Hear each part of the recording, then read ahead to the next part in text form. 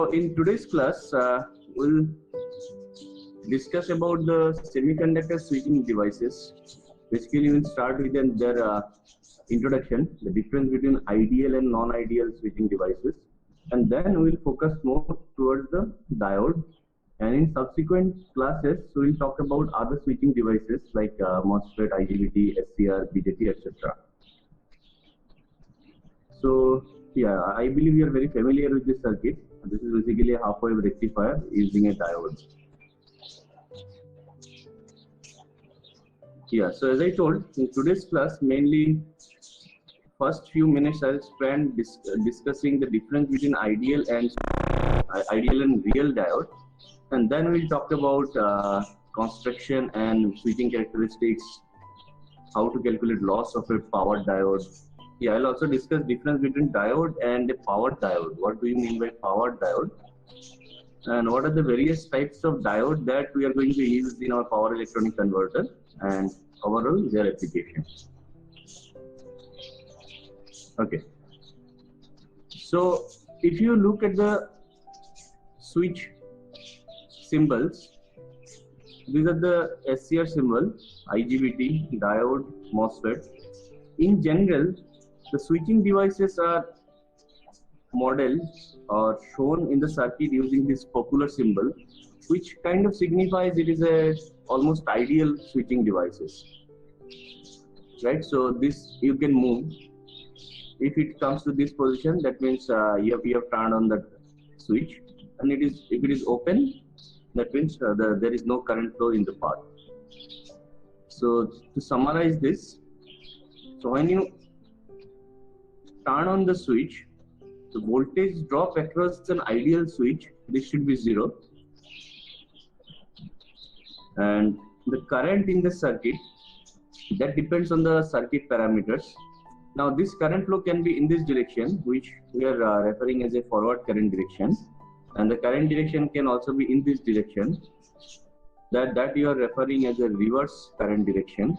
So some of the devices allow current in both the directions. For example, this IGBT, when the device is switched on, so current will flow in this direction, which is forward direction, and when the device is turned off, switch is turned off, there is still a current flow possible path in this direction, which is your reverse current flow. So this kind of switch can conduct current in both the directions. But if you talk about thyristor, it can conduct current only in one direction. The other direction, it is not possible.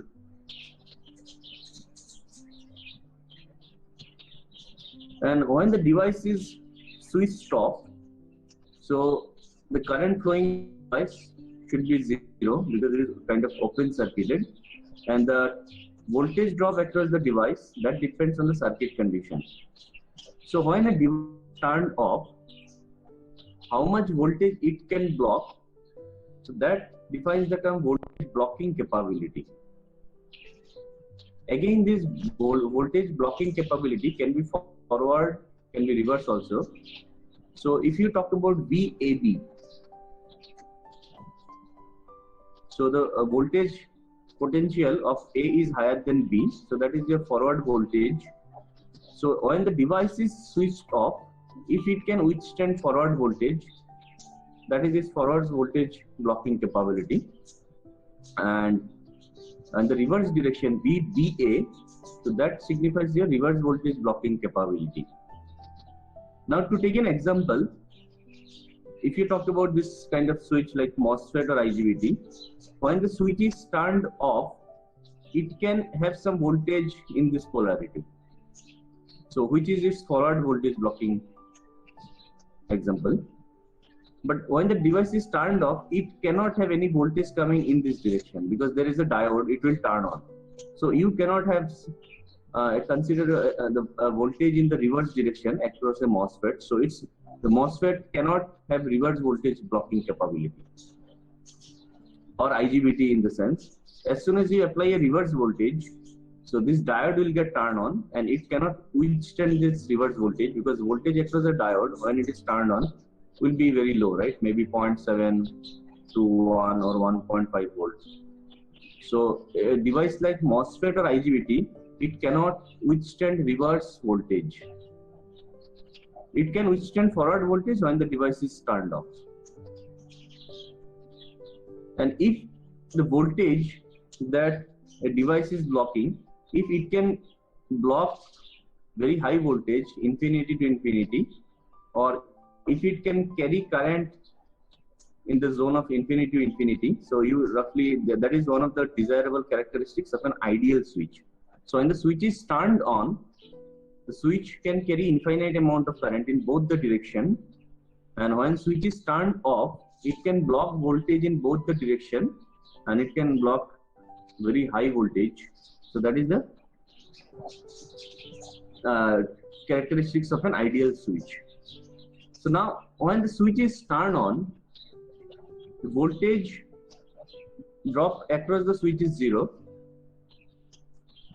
So it implies that the power loss when the switch is turned on should be 0, because power is voltage into current.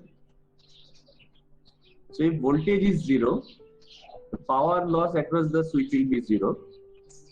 And when the switch is turned off, the current through ideal switch is 0. So again power loss will be 0, because I is 0 here. So these are the simplistic behavior that we expect from an ideal switch. Another interesting point is that when you want to turn on and turn off a switch, an ideal switch will take 0 time to turn on and turn off. To transit between these two states, it will take 0 time, which implies that switching can be done in a very fast manner, and switching loss is going to be 0. Another interesting criteria is that when you want to turn a switch on from its off state, or you want to turn it off from on state, so basically transition between on and off state, you don't require any additional energy to do that. Also, if you want your switch to remain on or off for some duration, you don't require any energy to make the switch remain on or off. So this is also another interesting desirable features from an ideal switch. So for transition between on and off state, or to remain in any particular state, you don't need any additional energy. So to summarize, an ideal switch is lossless. It does not require external energy to turn it on and off, and also to remain in the on-off state. And since it is lossless, you can assume that this kind of switch is indestructible, so you can use it in any application without damaging it. And its ideal characteristics could be at any point in this VI characteristics plot or graph. So the voltage blocking wise, it can block in both the direction, infinite, and in current blocking wise also, current carrying capability wise, it can carry the direction and to a very high value. So in any direction it is possible. But we'll see that for a practical switch, this is not the case.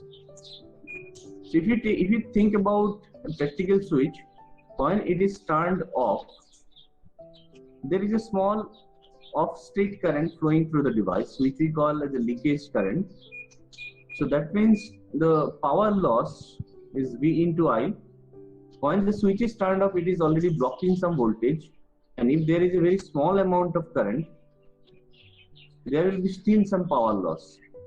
Okay, and when there is a loss in any device, we heat, and that is damage due to, if this the heat developed is more than its withstanding capability.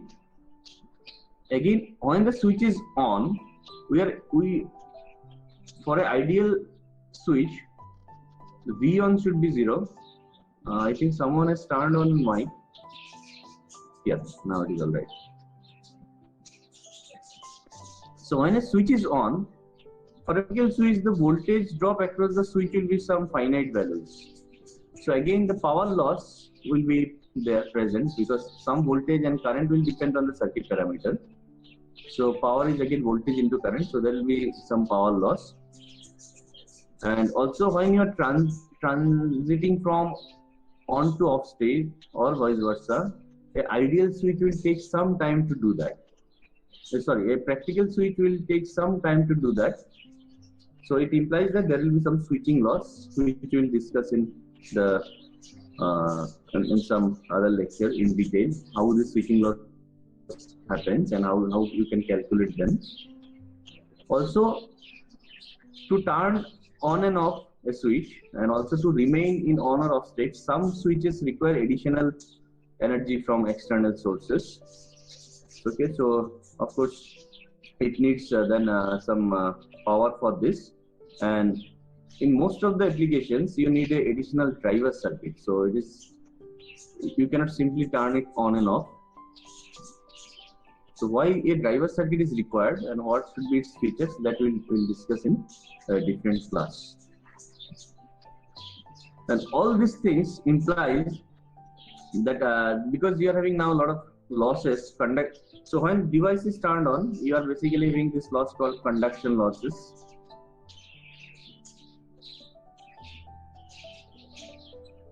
When device is turned off, typically this leakage current is very slow, very low, almost negligible.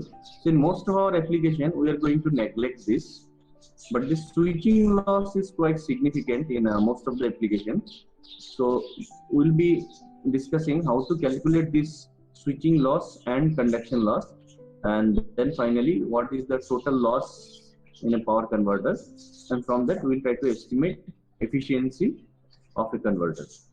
And from that loss analysis, we'll also design its cooling requirement, how much heat sink you require. So those things also we'll take up in some other lecture.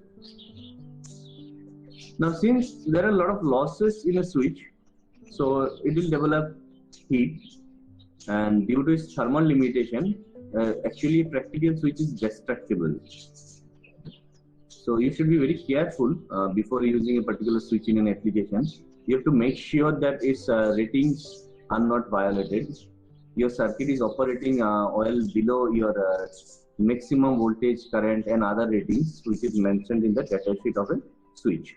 So how to read the datasheet, how to take this decision, again we'll discuss slowly in some other classes. So if you look at the statistics,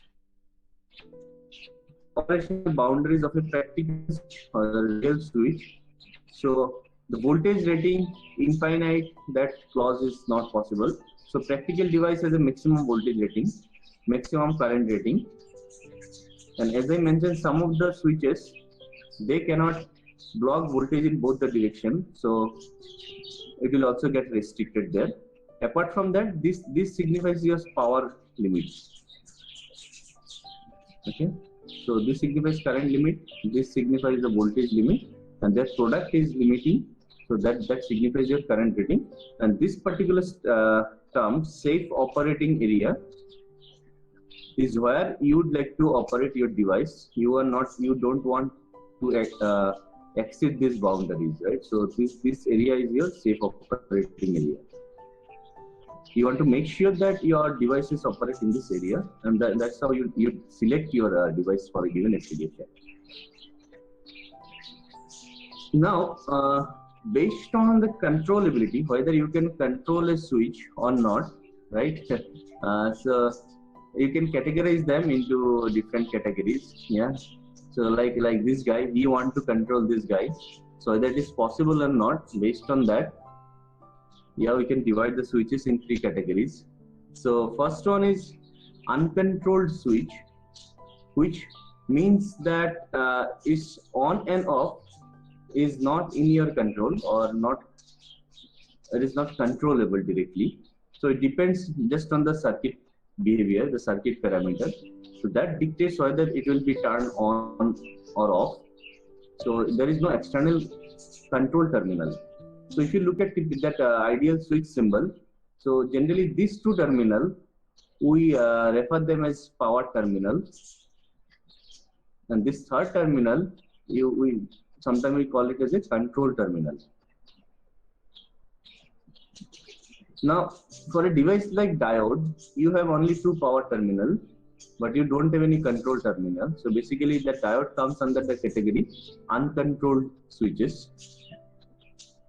Then comes a category called semi-controlled switches, which means that either of on and off state is controllable, not both the states are controllable. So if you take an example of thyristor, sometimes we'll refer them as SCR, silicon controlled rectifier. So the way we turn on these devices is that we apply a positive voltage of course desired magnitude between gate and cathode, and then the device gets, but once the device gets turned on, even if you withdraw the gate pulse, then also device continues to conduct if the external circuit allows. So this turn off scenario is not controllable through the gate terminal. So this is how you call this is why you call them as a semi-controlled switches, because the turn on you can control, but turn off you cannot control directly from the gate terminal. There are to turn it off. We call them commutation circuitry, additional arrangement, but that is not through the gate terminal, not through the control terminal. Okay, so thyristor is an example of semi-controlled switches. Then there comes the controlled switches, where both turning on and off you can control. For example, this IGBT, MOSFET or BJT. So if you apply a positive signal to your gate with respect to emitter, that device will turn on, and if you withdraw the gate terminal, gate voltage, gate signal, the device will turn off. Sometimes you apply a positive voltage to turn on and a negative voltage to turn off. Typically that is the case for IGBT. With zero voltage, so you do this basically to speed up the switching process. To turn off the IGBT faster, you need to apply a negative voltage, and to turn it on faster, you need a positive voltage. To turn it off, a positive voltage. For MOSFET, to turn it on, you need a positive voltage, and if you just withdraw the gate pulse, this negative voltage is not mandatory. You can still apply, but that is not much mandatory. So that is the main difference between their drive requirement.